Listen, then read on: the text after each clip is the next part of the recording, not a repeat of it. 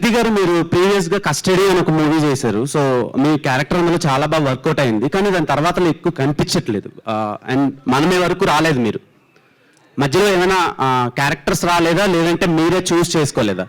యాక్చువల్గా అండి, చాలామంది అడిగారు మీరు ఎందుకు గ్యాప్ ఇచ్చారు, నేను ఇవ్వలేదు, వచ్చింది. నేను తమిళ్ అండ్ మలయాళంలో ఎక్కువ వర్క్ చేయడం వల్ల ఐ థింక్ ఆ గ్యాప్ న్యాచురల్గానే వచ్చింది, ప్లాన్ చేసుకుని తీసుకోలేదు. సో మీతో పాటు డెబ్యూ అయ్యేటోళ్ళు చాలా సినిమాలు చేస్తున్నారు యాక్టర్స్. సో మీరు అలా చేయకపోవడానికి reason? I think this year నేను 5 ఫిల్మ్స్ చేస్తున్నానండి. సో నాకైతే ఐఎమ్ వెరీ గ్రేట్ఫుల్. అంటే 5 ఫిల్మ్స్ చేస్తున్నానని చెప్పట్లేదు, even 1 film would be enough for me if I'm heartfully doing it. So ఇది ఐ కాంట్ సే దట్ నేను తక్కువ చేస్తున్నాను, ఎందుకంటే I feel very grateful with what I have. Okay, Sriramaditya గారు, సో మీ films చాలా స్టైలిష్గా మేకింగ్ చేస్తూ ఉంటారు. సో ఈ సినిమాని మీ ప్రీవియస్ ఫిలిమ్స్తో కంపేర్ చేస్తే ఎలా ఎగ్జిక్యూట్ చేశారు, అండ్ ఆడియన్స్ ఏం ఎక్స్పెక్ట్ చేయొచ్చు? సో ఇప్పటివరకు యూజువలీ నేను తీసిన సినిమాలు మోస్ట్లీ కొంచెం క్రంజీ టోన్స్, అంటే ట్విస్ట్లు, టర్న్లు, ఆ కైండ్ ఆఫ్ స్టైల్లో ఉంటుంది. సో ఇది ఫస్ట్ టైం నేను లైఫ్లో ఒక లవ్ స్టోరీ, ఒక రొమాంటిక్ బ్యాక్ డ్రాప్, ఒక ఫన్ ఫ్యామిలీ ఫిల్మ్ తీద్దాం అనుకున్నా. సో ఒక డిఫరెంట్ అంటే మనకి, నేను యంగ్ అన్నప్పుడు ఖుషి చూసినప్పుడు నాకు ఒక ఫీలింగ్ ఉండేది, అంటే నా ఫేవరెట్ ఫిల్మ్ అది.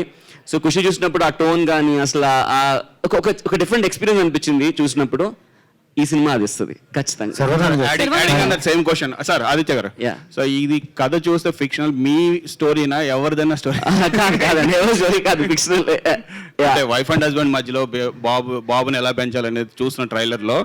సో ఇది ఏదన్నా true story?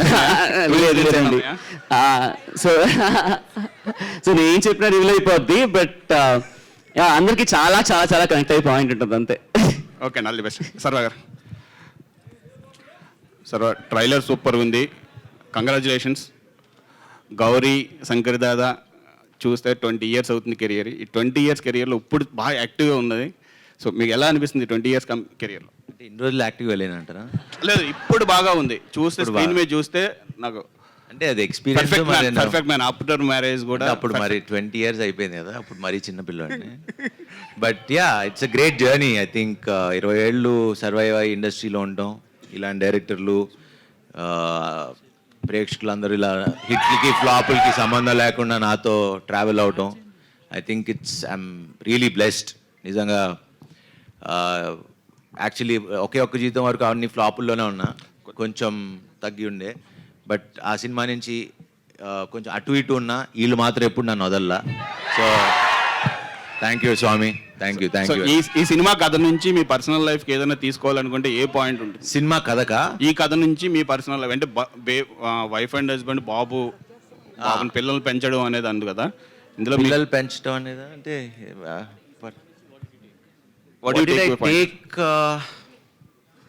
I think Vicky అనే క్యారెక్టర్ని బాగా తీసుకుంటాను నేను.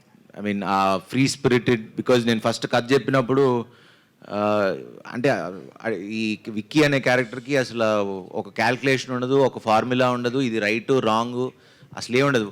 ఆ స్వామికి నచ్చింది చేసుకుంటూ వెళ్ళిపోతాడు, అసలు రూల్స్ లేవు, ఇది తప్పు ఇది రైట్ అనేది ఉండదు, నచ్చినట్టు చేస్తాడు. సో అడిగా, నేను ఇలానే ఉండనా, నీకు ఓకేనా, నీకు చాలా టార్చర్ పెడతా సినిమాలో, ఒకవేళ నీకు ఆ క్యారెక్టర్ అదైతే అని. లేదు స్వామి, మీ ఇష్టం వచ్చినట్టు ఉండండి, అసలు నేను ఏం అడగను, మీరు చచ్చిపోతారు నిజంగా, మీరు ఆలోచించుకొని చెప్పండి అన్న, మీరు అలానే ఉండండి అన్నాడు. చంపేశా. సెవెన్ ఇక్కడ హియర్.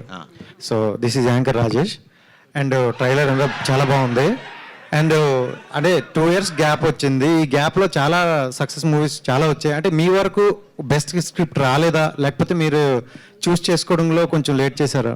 లేదండి, సినిమా అప్పటి నుంచి చేస్తానే ఉన్నాం, ఆన్ అండ్ ఆఫ్.